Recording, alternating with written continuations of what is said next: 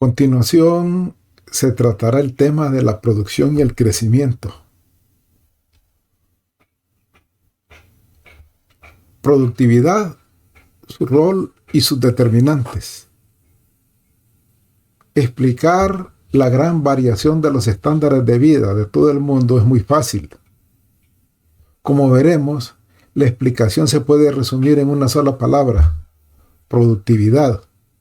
Pero en otro sentido, la variación internacional es profundamente enigmática. Para explicar por qué los ingresos son mucho más altos en algunos países que en otros, debemos estudiar muchos factores que determinan la productividad de la nación. Hay países ricos, hay países pobres, hay países donde la población tiene altos estándares de vida. En cambio, hay otros países en donde se menciona que la población apenas subsiste con $1 al día, o sea, no cubren sus necesidades elementales. Y aquí cabe la pregunta: ¿por qué se dan esas diferencias tan abismales entre unos países y otros? ¿Por qué a unos países se les llama países desarrollados y a otros países en vías de desarrollo? Países donde la población vive en situaciones muy precarias. No solo hay una falta de acceso a bienes y servicios, sino que también se carece de otras necesidades elementales para tener una vida digna, tranquila. Son países muy inseguros, con alta delincuencia, sin oportunidades de trabajo. Ahora entonces vamos a abordar este tema y a tratar de analizar algunas variantes que se pueden aplicar en los países para buscar ese camino del desarrollo. Como se mencionó, la palabra clave para establecer una diferencia en el desarrollo entre un país y otro está en la productividad. Concepto que ya hemos aplicado y que en una definición simple sería cantidad de bienes y servicios producidos por cada unidad de trabajo. ¿Por qué la productividad es tan importante? Vamos a comenzar nuestro estudio de la productividad y del crecimiento económico desarrollando un modelo muy simple basado vagamente en la novela de Daniel Defoe llamada Robinson Crusoe, que cuenta la historia de un marinero que naufragó en una isla desierta. Ahí no había ningún otro ser humano, por lo que a este señor Crusoe le tocó jugárselas para poder sobrevivir. Si Crusoe es bueno pescando, cultivando vegetales y produciendo ropa, vivirá muy bien. Si no es bueno realizando estas tareas, vivirá mal. Debido a que Crusoe solamente consume lo que produce, entonces su estándar de vida está vinculado a su productividad. Este es un ejemplo muy claro de cómo la productividad de una persona puede determinar el nivel de vida que logre alcanzar. Y aquí se nos está planteando un caso de Robinson Crusoe, que se dice que si este señor era bueno para hacer o producir los bienes y servicios para poder subsistir, iba a tener una vida mejor. En cambio, si no era eficiente trabajando, la iba a pasar muy dura. Al igual que Crusoe, una nación puede disfrutar de un alto estándar de vida solo si puede producir una gran cantidad de bienes y servicios. Los estadounidenses viven mejor que los nigerianos porque los trabajadores estadounidenses producen más que los nigerianos. Los japoneses han disfrutado de un crecimiento económico más rápido que los argentinos debido a que los trabajadores japoneses han experimentado un crecimiento más rápido en la productividad. De hecho, uno de los 10 principios de la economía se refiere que el estándar de vida de un país depende de la capacidad que tenga para producir bienes y servicios. Esa palabra clave de productividad, esa palabra clave de que nos está induciendo a la producción de bienes y servicios de manera eficiente, va a ir sentando las bases del desarrollo, va a ir sentando las diferencias en la calidad de vida de los habitantes de cada uno de los países. ¿Cómo se determina la productividad? Aun cuando la productividad es importante, es un aspecto único para determinar el estándar de vida, en este caso de Robinson Crusoe. Muchos factores la determinan.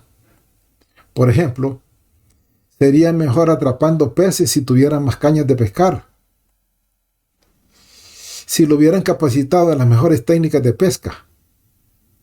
Si su isla tuviera un suministro más abundante de peces o se inventara una carnada mejor. Esto nos está diciendo que dependiendo la capacidad que tenga este señor Crusoe para producir bienes y servicios, va a determinar el nivel de vida que logre alcanzar. Recordemos que está solo, que no hay nadie que le ayude. Entonces, si es bueno pescando, va a lograr tener más comida. Pero no solo depende de eso, hay otros factores, por ejemplo, de la cantidad de peces. Si a las aguas que él va a pescar, a ese mar, hay pocos peces, le va a ser mucho más difícil.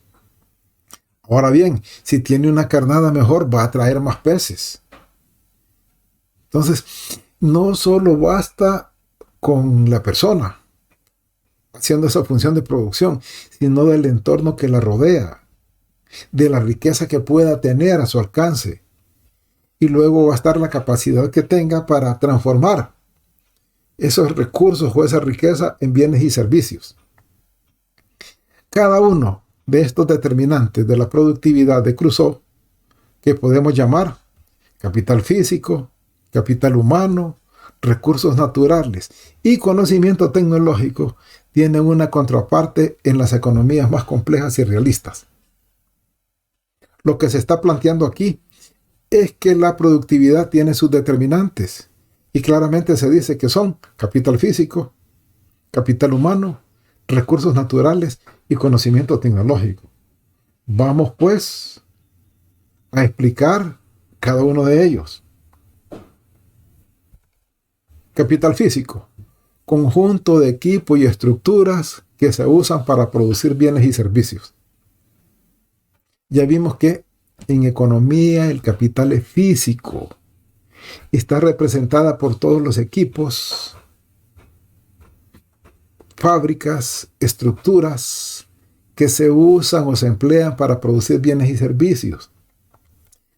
Anteriormente mencionábamos el proceso de producir tortillas. Es un proceso productivo, simple. Y decíamos que pudiera ser el proceso más elemental, pero que requiere una combinación de los tres recursos productivos que son tierra, trabajo y capital. De la tierra sale el maíz. De la tierra sale la leña para el fogón. Luego teníamos que necesitamos capital físico, que es lo que estamos mencionando ahora. Y que ese capital físico para producir una tortilla va a estar representado por el machete que sirvió para cortar el maíz, por la olla que sirvió para cocer el nixtamal, por el comal que se pone en el fuego para poder hacer las tortillas. Entonces, en ese sentido, se tiene que entender el capital como algo físico que contribuye a producir bienes y servicios. Por supuesto, en la producción de tortillas es un capital físico simple, muy elemental. Pero a medida se va generando valor agregado a las materias primas, ese capital físico se va haciendo mucho más complejo. Imaginémonos los procesos industriales para fabricar televisores, para fabricar automóviles. Ahora ya están hasta robotizados. Robots que construyen robots que facilitan el proceso en las grandes fábricas. Todo eso se conoce como capital y en economía capital es físico. Luego tenemos el segundo determinante, que es el capital humano, conocimientos y capacidades que adquieren los trabajadores por medio de la educación, la capacitación y la experiencia. Capital humano es lo que las personas aprendemos, lo que el conocimiento, la educación, la formación y la experiencia que se va adquiriendo en la vida va enriqueciendo nuestro capital humano. Ustedes, con el proceso de formación que están siguiendo para convertirse en profesionales universitarios, están enriqueciendo su capital humano, están adquiriendo su capital humano. Capital humano que luego se irá aumentando en la medida que vayan sacando algunas especializaciones, en la medida que ustedes vayan a la par de su educación, tratando de formarse en algunos otros campos para reforzar la educación formal. Entonces, tiene que haber un proceso de educación y un proceso de formación que posibilite mejorar ese proceso educativo. Ambos son complementarios y todo este conjunto de conocimientos son lo que se conoce como capital humano. Los recursos naturales son los insumos de producción que proporciona la naturaleza, como la tierra, los bosques, los ríos y los depósitos minerales. Estos recursos naturales asumen dos formas, renovables y no renovables. Un bosque es el ejemplo de un recurso renovable, ya que cuando se tala un árbol es posible sembrar una planta en un vivero para que luego crezca y haya otro pino de repuesto por el que se cortó. O la naturaleza es tan sabia que los mismos árboles hacen que la semilla caiga en la tierra y de esa semilla sale otro arbolito. Ellos mismos tienen la capacidad de renovarse. En cambio, hay otros recursos como el petróleo que no son renovables, debido a que la naturaleza ha producido petróleo durante varios millones de años. Solo hay un suministro limitado de petróleo. Una vez que se agote el petróleo, será difícil crear más. ¿Por qué? No es que el petróleo no sea renovable, sino que el proceso de renovación del petróleo es muy lento. A la naturaleza le cuesta millones de años transformar la materia en petróleo. Veamos el caso de un bien muy elemental como es el agua. El agua se está acabando. Cada vez vemos que tenemos menos acceso al agua. Cuando era joven, hace muchos años, cuando ustedes no habían nacido, en mi casa había agua 24/7. No era preocupación el agua. Hoy vemos que la racionan. En pleno invierno, cuando hay lluvias, el agua está racionada, porque es un bien precioso, no renovable y que cada vez se vuelve más escaso. Aun cuando los recursos naturales pueden ser importantes, y hay que ponerle énfasis, no son tan necesarios para que una economía sea altamente productiva. Por ejemplo, Japón es uno de los países más ricos del mundo, a pesar de tener pocos recursos naturales. El comercio internacional hace que su éxito sea posible, ya que este país importa muchos recursos naturales que necesita, como petróleo, y exporta bienes manufacturados a las economías más ricas del mundo. ¿Qué nos dice? Que los recursos naturales sí son importantes, pero no son determinantes en el desarrollo de los países. Porque, ¿qué hacen algunos países que no tienen recursos como Japón? Importan, transforman esos productos y luego los venden. Y eso les ha permitido tener altos niveles de vida. El problema que se va dando es que hay países que se dedican solo a explotar sus recursos para ponerlos a disposición de otros países por las vías de las exportaciones. Nosotros somos uno de esos países. Mandamos nuestro café fuera del país, mandamos nuestros camarones, nuestra carne, nuestro aceite de palma. Aun cuando lo más correcto sería darle valor agregado en el país, industrializarlos y una vez industrializados venderlos. Pero ¿qué pasa? Nosotros mandamos la materia prima hacia el extranjero y luego nos mandan los elotes de maíz, esos elotes que nosotros producimos. Si usted quiere un elote enlatado, vaya a comprarlo al supermercado y miren qué país fue hecho. Entonces, no tenemos esos procesos industriales. Los chiles, la misma leche en polvo. Producimos leche, pero no la industrializamos. Entonces, otros países son los que están haciendo mejor uso de nuestros recursos naturales. Estamos en pañales, estamos cortos en los procesos industriales. Hay que ir pensando en cambiar esa matriz de producción interna y tratar de generar valor agregado a través de pequeñas industrias a nuestras materias primas. Y con ello se va a generar mayor empleo, mejores ingresos para los trabajadores y por ende iremos mejorando los niveles de vida. El cuarto determinante de la productividad es el conocimiento tecnológico,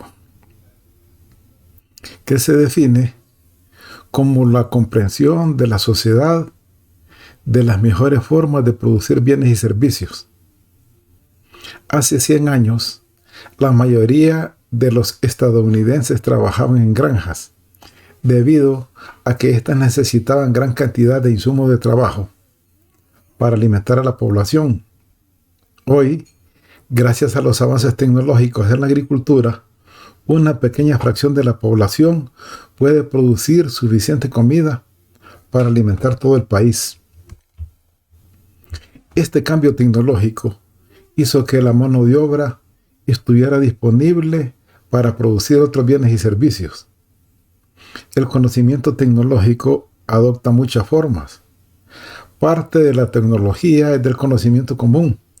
Después de que una persona la utiliza, todos están conscientes de ella. Esto nos señala que no solo necesitamos nueva tecnología, a la par de esas nuevas máquinas, de esas nuevas herramientas que se van generando como nuevo capital, también las personas tienen que tener conocimiento para manejarlas. O sea, la tecnología tiene que ser amigable con las personas para que éstas puedan sacarle provecho. Y esta combinación de tecnología y conocimiento tecnológico es la que ha hecho que el mundo avance. El ejemplo que se presenta aquí de la agricultura es muy significativo. Antes se necesitaba una gran cantidad de personas para producir maíz. Hoy no, hoy hay una máquina que hace todo por los campesinos. Hace la limpieza del terreno, el arado, siembra y después cosecha. Entonces, donde antes se ocupaban 20 o 30 personas para hacer una tarea, hoy lo hace una máquina. Y esa máquina tiene mayor rendimiento y mayor productividad. A tal grado de que esas personas que antes se empleaban en producir maíz, ahora se pueden dedicar a otras actividades productivas. Y de esa manera los países van avanzando y se van desarrollando. Por supuesto, hay que hacer énfasis en eso, de que la tecnología tiene que ir acompañada del conocimiento tecnológico para sacarle el mejor provecho.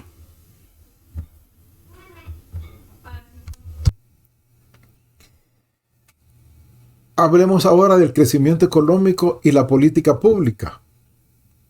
Se ha determinado que el estándar de vida de una sociedad depende de su capacidad para producir bienes y servicios, y que a su vez su productividad depende del capital físico por trabajador, del capital humano por trabajador, de los recursos naturales por trabajador y del conocimiento tecnológico.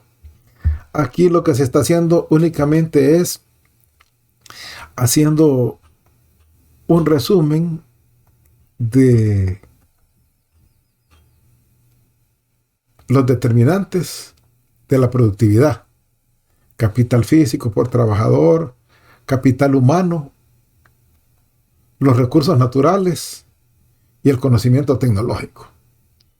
Estas 4 cosas van a ser determinantes, importantes, para establecer las diferencias entre un país y otro. Ahora volvamos a la pregunta que enfrentan los diseñadores de políticas públicas en todo el mundo. Pregunta importante. ¿Qué puede ser una política gubernamental para incrementar la productividad y los estándares de vida? ¿Cómo los gobiernos pueden implementar políticas públicas para utilizar de manera eficiente el capital físico, el capital humano, los recursos naturales y los conocimientos tecnológicos? ¿Qué se puede hacer desde los países para mejorar esto? Veamos pues qué se podría hacer. Ahorro e inversión. Aparece un término clave, ahorro, debido a que el capital es factor producido de manera artificial en el proceso productivo. Una sociedad puede modificar la cantidad de capital con que cuenta. Si hoy una economía produce una cantidad de nuevos bienes de capital, entonces mañana tendrá una existencia de capital y podrá producir más bienes y servicios. Por consiguiente, la única manera de incrementar la productividad futura es invertir más recursos actuales en la producción de capital. Aparece una palabra clave, importante. Apareció aquí, que la vamos a poner bien grande. Inversión. Nos está diciendo que la inversión es clave para el desarrollo. Que la inversión permite generar más capital. Porque una de las debilidades de las economías como las nuestras es que no producimos bienes de capital. Lo que hacemos es importar bienes de capital, entendidos los bienes de capital como los que se necesitan para producir otros bienes. Esos son los bienes de capital, ya lo vimos. No producimos maquinaria, tenemos que importarla. Y entonces para esto va a ser importante el ahorro. El ahorro. Si la población tiene capacidad de ahorro, se va a poder invertir. Si la población no tiene capacidad de ahorro, va a ser difícil invertir desde lo interno, por supuesto. Aquí empieza a jugar un papel importantísimo los ingresos de la población. Con el ingreso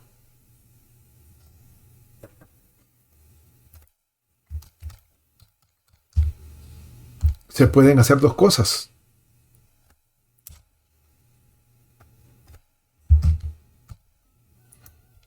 Consumirlo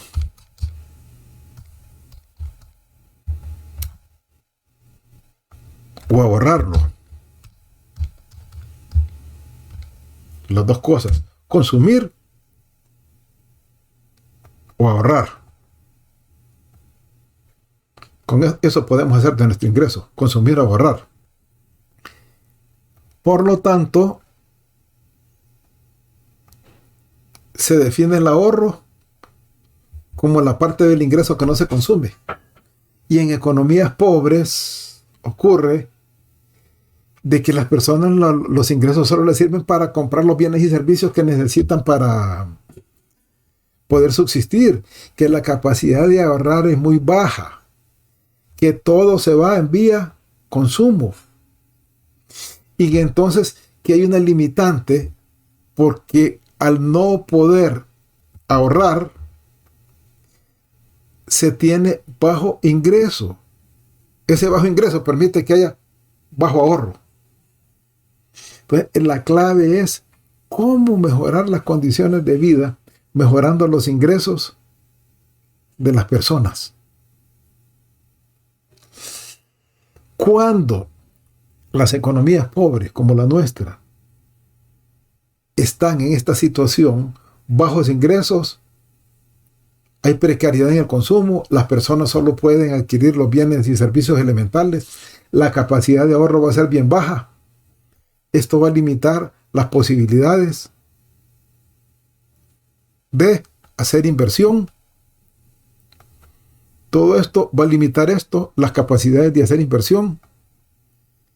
Y esas capacidades de hacer inversión lo que van a traer es dificultades para poder mejorar la productividad. Pero hay otras formas de hacerlo. No hay que desalentarse ni ver el panorama negro.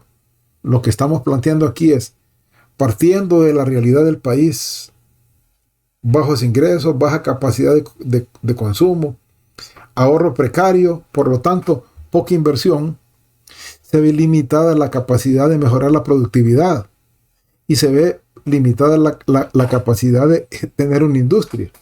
Pero hay otras maneras de aprovechar los recursos que no son nuestros, sino de otros países, para poder mejorar esta situación.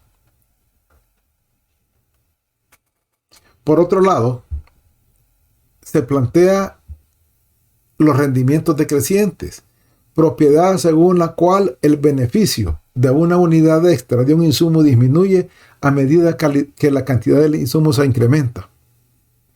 Debido a los rendimientos decrecientes, un incremento en la tasa de ahorro conduce a un mayor crecimiento solo durante algún tiempo. A medida que la tasa de ahorro más alta permite una mayor acumulación de capital, los beneficios de una unidad adicional de capital disminuyen a lo largo del tiempo y el crecimiento también disminuye. En el largo plazo, la tasa de ahorro más alta conduce a un nivel más alto de productividad y de ingreso, pero no a un crecimiento mayor de estas variables. Esto a lo mejor se aprecia un tanto enredado, confuso, pero está muy relacionado con lo que ya vimos, la ley de los rendimientos marginales decrecientes. Y recordamos la función de producción, que cuando se van agregando mayor cantidad de unidades a un factor variable y el otro factor es fijo, se entra en la ley de los rendimientos marginales decrecientes. Luego lo vamos a ver en una gráfica. Si no quedó claro lo que vimos rápidamente atrás, ya lo vamos a explicar. De eso no hay que preocuparse. Antes vamos a ver este efecto convergencia. Propiedad según la cual los países que empiezan siendo pobres tienden a crecer con mayor rapidez que los países que empiezan siendo ricos. Aquí tenemos la ilustración de la función de producción. Esta figura muestra la forma en la cual la cantidad de capital por trabajador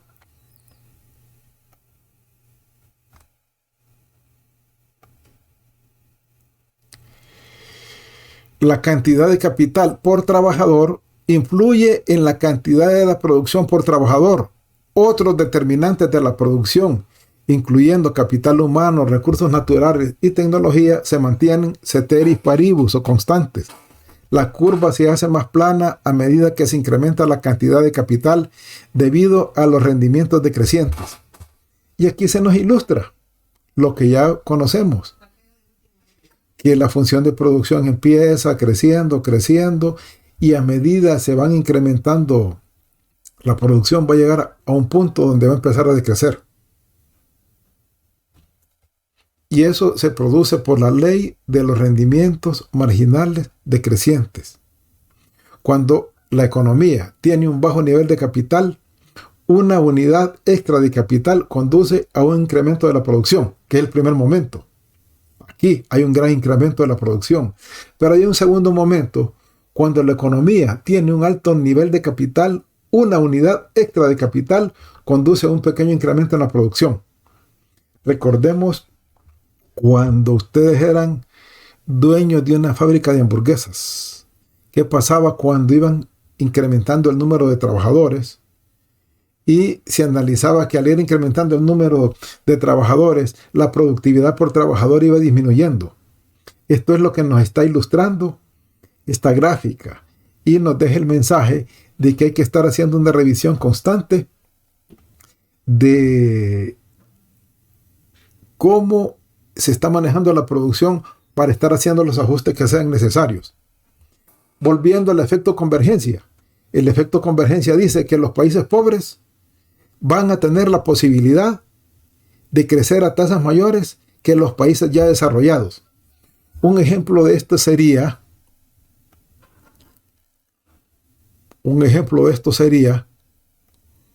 un estudiante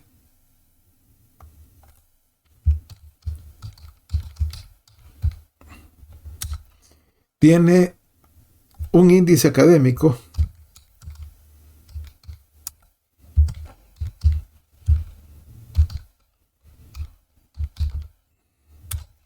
de 90%.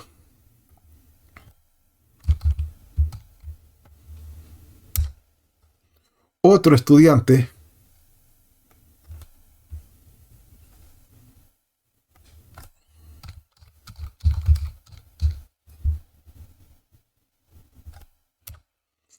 tiene un índice académico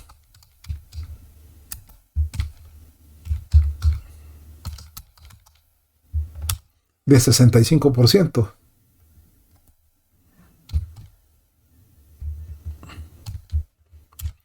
Ambos se proponen mejorar su índice. Este que tiene 90, pues puede incrementar su índice. Digamos que él se propone a 95. Esa sería su meta. Y que este que tiene 65 se propone llevarlo a 80.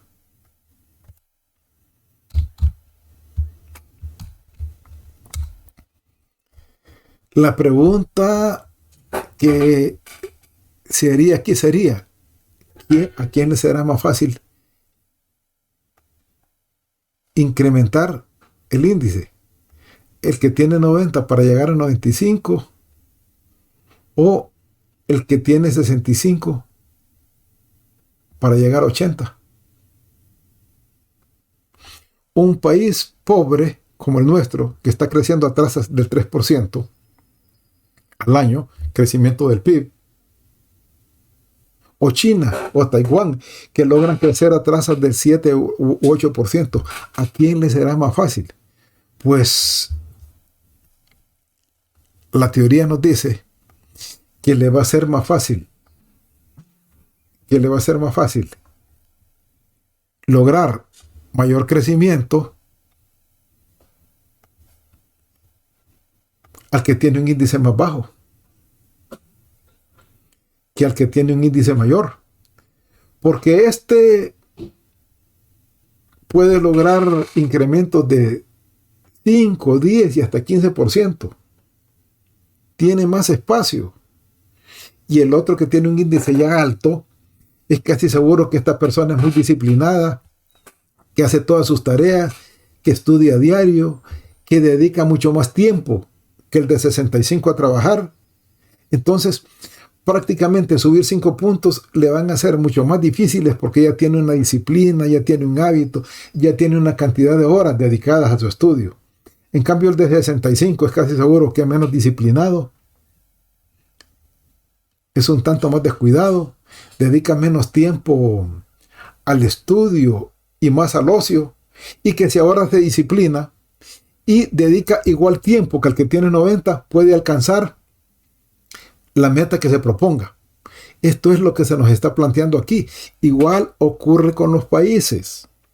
Que los países, recuerden, la frontera de posibilidades de producción, están en puntos ineficientes porque no están usando de manera adecuada y eficiente todos los recursos. En cambio, los países desarrollados ya los están usando de manera eficiente. Entonces, si un país pobre utiliza de mejor manera los recursos que dispone, puede alcanzar tasas más altas de desarrollo.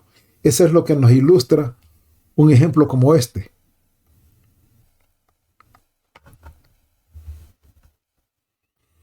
Vimos que la inversión nacional es difícil y precaria en los países pobres, bajos ingresos, solo sirven para el consumo. La tasa de ahorro que queda de ese ingreso es muy limitada. Por lo tanto, la inversión también es limitada. Pero hay otra posibilidad, que es la inversión extranjera. Cuando los países no tienen capacidad interna de invertir, tienen la posibilidad de traer recursos del extranjero por la vía de la inversión. Se ha discutido la forma en la cual las políticas orientadas a incrementar la tasa de ahorro de un país pueden incrementar la inversión y por consiguiente el crecimiento económico a largo plazo.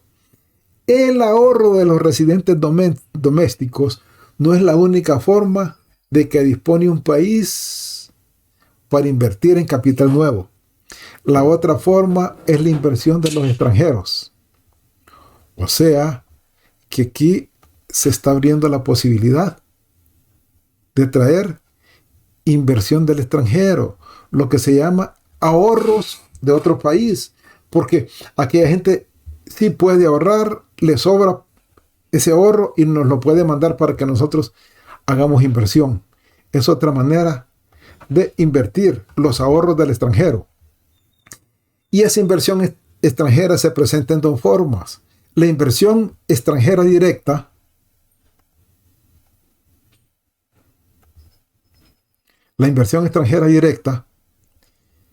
que se define como la inversión de capital que es propiedad y está operada por una entidad extranjera. O sea, la inversión extranjera directa es que el dueño del dinero se viene a este país, vive aquí y él viene a manejar la empresa. Empresas con capital extranjero se fundan, se crean en Honduras, pero los dueños vienen a trabajar en ellas.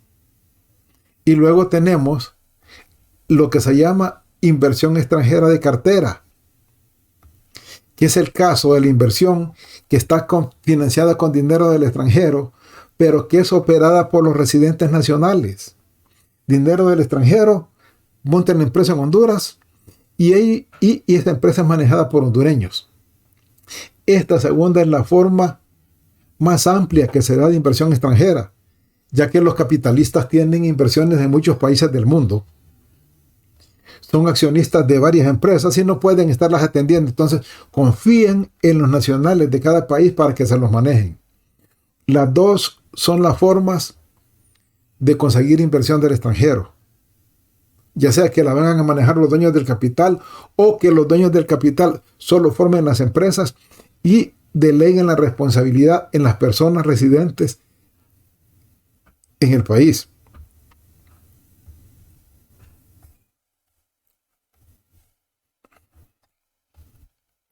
La educación.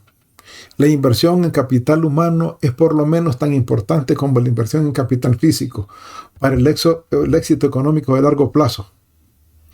El capital humano es particularmente importante para el crecimiento económico debido a que transmite externalidades positivas. Por ejemplo, una persona educada podría generar nuevas ideas acerca de cómo producir en una forma mejor bienes y servicios. Si esas ideas forman parte del conjunto de conocimientos de una sociedad, de manera que todos las puedan utilizar, entonces las ideas son un beneficio externo de la educación. La educación es el cimiento del desarrollo de los pueblos. Una característica de los países desarrollados es que toda la gente tiene buenos niveles de educación, tienen bajas tasas de analfabetismo. Honduras tiene una tasa de analfabetismo del 11%. 11% de la población no sabe leer y escribir. Esas personas, ¿a qué se dedican? ¿Qué pueden hacer? Si no saben leer y escribir, es difícil capacitarlas. Es difícil enseñarles. Entonces, lo que van a hacer son tareas simples. Por eso hay que invertir en el capital humano. Hay que educar a la población. Es necesaria la educación. No obstante, hay que hacer esfuerzos entonces para mejorar el perfil de las personas. No es necesario tampoco que todos lleguemos a la universidad. El país que más profesionales universitarios del mundo tiene es Canadá. Después están los Estados Unidos, Corea. Japón está en cuarto lugar y es de los más desarrollados. ¿Pero por qué? Porque hay diferentes estratos educativos. Una persona se puede hacer un excelente técnico sin llegar a la universidad, y como es un excelente técnico le va a permitir tener ingresos para tener una buena vida, para disfrutar de la vida, porque ese país está industrializado y tiene diferentes oportunidades para las personas. Pero hay que estandarizar la educación. Y una debilidad de nuestra economía es que tenemos escasez de personal técnico. No hay escuelas técnicas que formen personal en ese sentido. Contábamos con una maquila textil, una maquila que lo que ocupa es la fuerza de trabajo de las personas. Otros países, por mencionar uno, Costa Rica, tienen una maquila mucho más interesante porque tienen personal técnico. Allá fabrican cosas. Nosotros necesitamos mejorar la educación. Uno de los problemas que se está presentando con la educación es lo que se llama fuga de cerebros.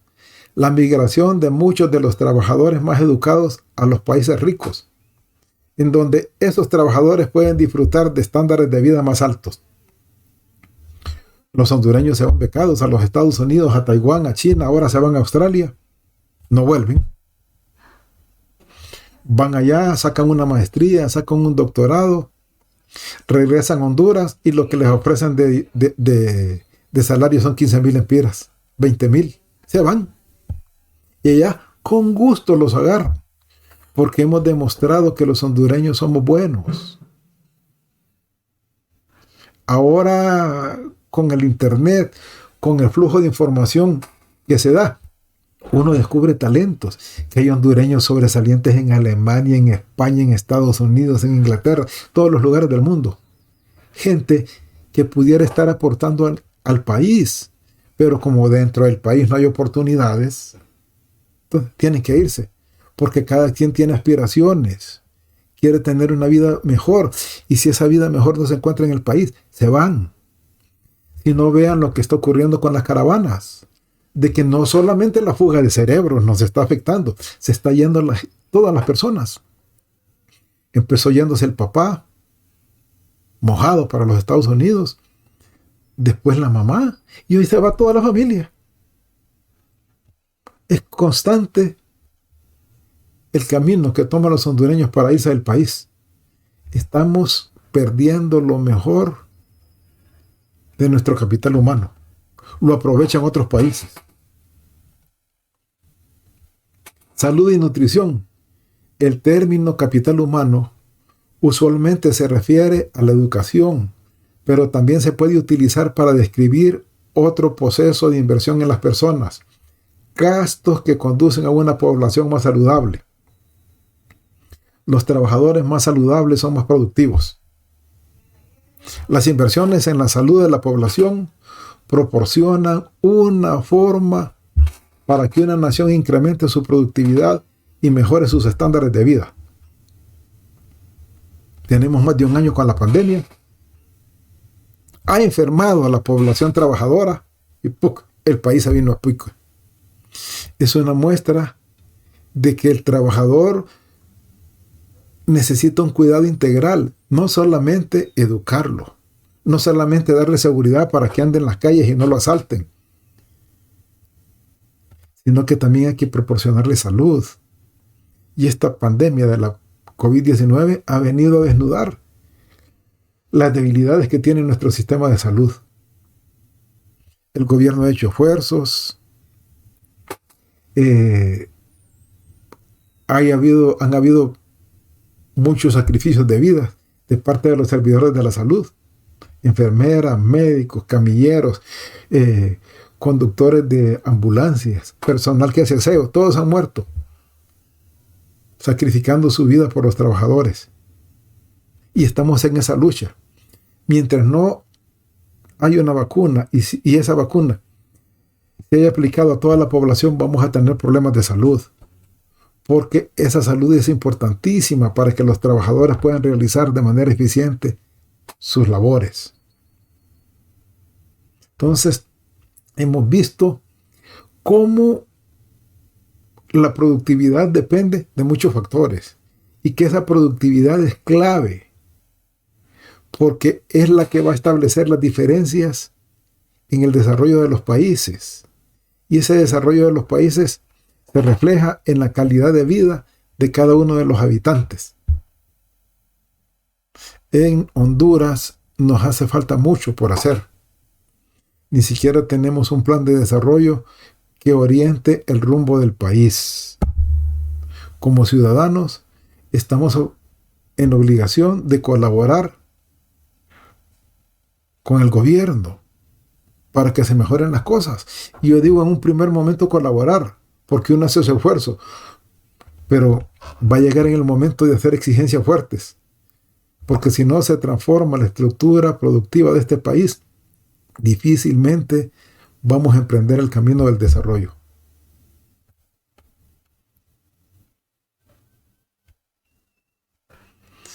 Otra cosa que hay que respetar son los derechos de propiedad y la estabilidad política.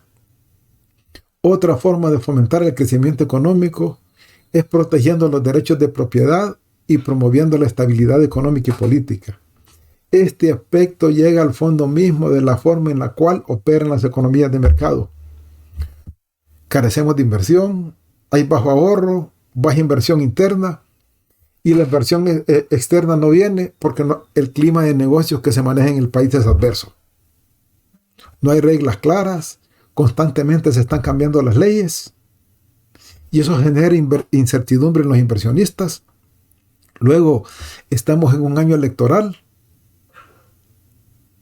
y vemos que la situación política está dando altibajos, que los líderes políticos no se ponen de acuerdo y no se saben qué va a desencadenar ese proceso electoral que se está planteando.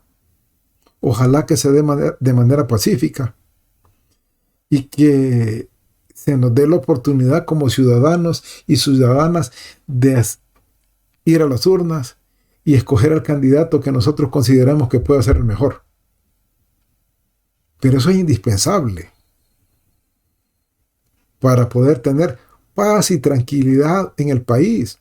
Y esa paz y la tranquilidad son el cimiento de un proceso de desarrollo. Otra manera mediante la cual los países pueden mejorar, ya lo vimos antes, en los 10 principios de la economía, es el libre comercio. Los países pobres estarían mejor si buscaran políticas orientadas al exterior e integraran a esos países en la economía mundial. El comercio internacional de bienes y servicios puede mejorar el bienestar económico de los ciudadanos de un país. En cierta forma, el comercio es un tipo de tecnología, ya que permite la transmisión de conocimientos. Nosotros somos un país muy abierto, extremadamente abierto. Dependemos mucho del resto del mundo, pero no lo aprovechamos. No lo aprovechamos. El mejor producto de exportación que tenemos en este momento es el hondureño. El hondureño que emigra, que se va obligado por la necesidad. Pero en el mercado de bienes y servicios no tenemos esa capacidad para exportar. Solo producimos bienes y servicios de bajo valor agregado. No estamos aprovechando el libre comercio. Luego, para poder desarrollarse, hay que investigar. La razón principal de que los estándares de vida sean más altos en la actualidad que hace un siglo es el avance del conocimiento tecnológico. El teléfono, el transistor, la computadora, el motor de combustión se encuentran entre los miles de innovaciones que han mejorado la capacidad para producir bienes y servicios. ¿Cuántos de estos bienes producimos nosotros? ¿O solo los importamos? ¿Se investiga en estos países para producir un bien? La mayoría de los avances tecnológicos provienen de la investigación privada, de empresas e inventores individuales, pero también hay un interés público en promover estos esfuerzos. En general, el conocimiento es un bien público, es decir, una vez que una persona descubre una idea, esa idea pasa a formar parte del conjunto de conocimientos de la sociedad y otras personas la pueden utilizar libremente. Así como el gobierno tiene un rol en proveer un bien público, como la defensa nacional, también tiene un rol para alentar la investigación y el desarrollo de nuevas tecnologías. ¿Qué nos dice? Que la investigación no solo tiene que venir del sector privado, sino que también tiene que ser promovida por los gobiernos. Y que solo los países que investigan tienen esa capacidad de adelantarse y ser ricos. El primer país que inventa un bien, hay una ley de derechos de autor y de patentes que le permite explotar ese bien durante cierto tiempo. Después de ese tiempo, ya cualquier otro competidor lo puede producir, pero eso le da ventaja. Por eso es que los japoneses y los chinos ahora, que han logrado alto desarrollo tecnológico, pasan inventando bienes. Porque el primero que sale vende millones. Y luego, claro, viene el efecto de imitación, donde otros productores empiezan a copiar y a vender el bien. Pero el que lo hizo primero ya le sacó ventaja. Y esto solo se logra gracias a la investigación y el desarrollo. El crecimiento de la población. Los economistas y otros científicos sociales desde hace largo tiempo han debatido la forma en la cual la población afecta a la sociedad.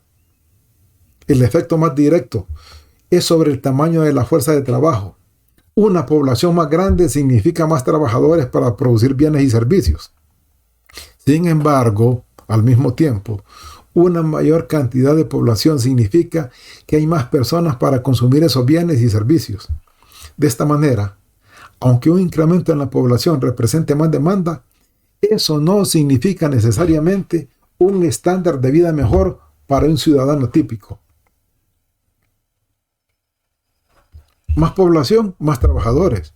Más población, se necesitan más bienes y servicios. Pero si no hay oportunidades de trabajo para esta población, lo que se está generando es pobreza. Ya vimos los datos de la población del país. De momento somos casi 9.5 millones de hondureños. Nacen 500 diarios. De esos 500 diarios, 350 son pobres.